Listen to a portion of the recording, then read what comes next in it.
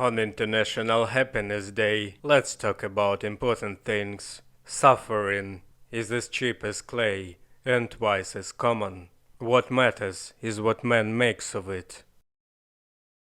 Hello, brothers. My name is Art. Welcome to Masculine Reflections. Today we'll talk about the concept of suffering. No magical thinking, no woo-woo stuff. We live in the real world, and connection to reality is essential for man. Now let's begin.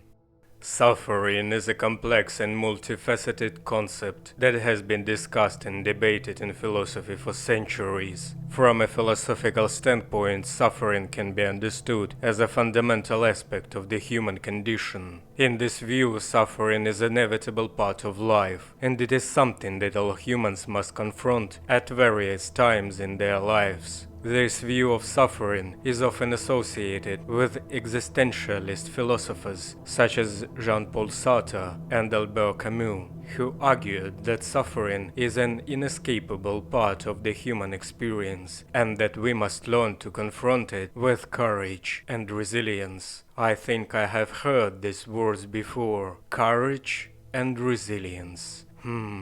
Interesting. Another way to understand suffering is as a source of moral growth. In this view, suffering can be seen as a means of testing our character and developing our mental capacity. This view of suffering is often associated with religious and spiritual traditions, which teach that suffering can be a path to enlightenment or salvation. A path. That's an interesting concept. Finally, some philosophers have argued that suffering is simply a biological or physiological phenomenon that is best understood through scientific inquiry. From this perspective, suffering is a sensation that arises when our bodies or minds are in a state of distress or discomfort. This view of suffering is often associated with neuroscientists and other researchers who study the biology of pain and other forms of suffering.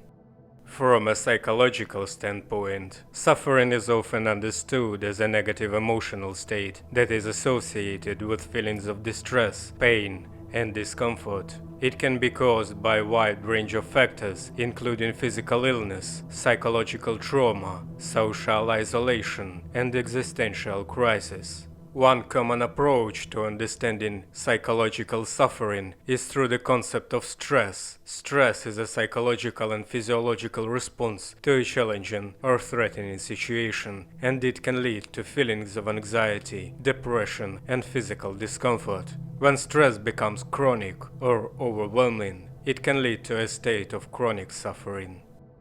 Another way to understand psychological suffering is through the concept of trauma. Trauma is a psychological and emotional response to a deeply distressing or disturbing event, such as physical, sexual, or psychological abuse, natural disasters, or military combat. Trauma can lead to a range of psychological symptoms, including intrusive thoughts, emotional numbness, and difficulty with relationships and daily functioning. These factors can all contribute to a state of psychological suffering, which can have profound impacts on the individual's mental and physical health, as well as their quality of life.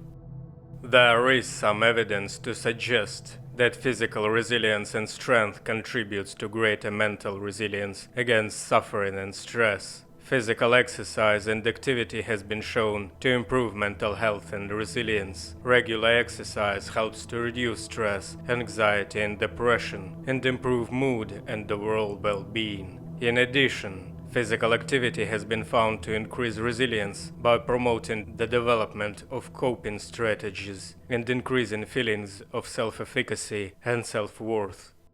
Moreover, research has shown that physical resilience also contributes to greater mental resilience. This is because physical resilience leads to increased self-confidence, which helps individuals better cope with stress and adversity. In conclusion, I wanted to emphasize on some things that I am talking about consistently, the things you probably have mentioned from previous videos. Is it fine and okay for a man to be weak in the modern world, to show his emotional side and dwell on his misfortune? I don't think so, but that's my opinion. What do you think? What can also help with your resilience against suffering is meditation.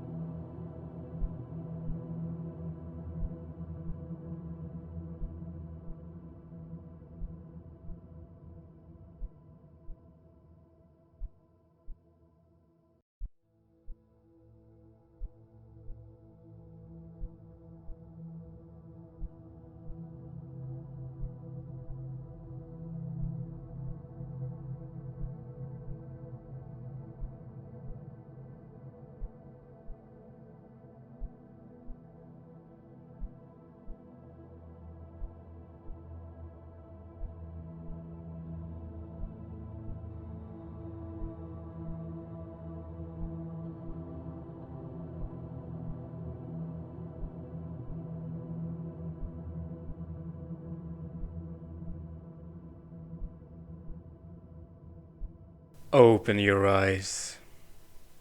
Return your breath to normal. Stand up, put your like on this video, write a comment on your thoughts or insights. Then go take a cold shower and do the work. We'll meet again.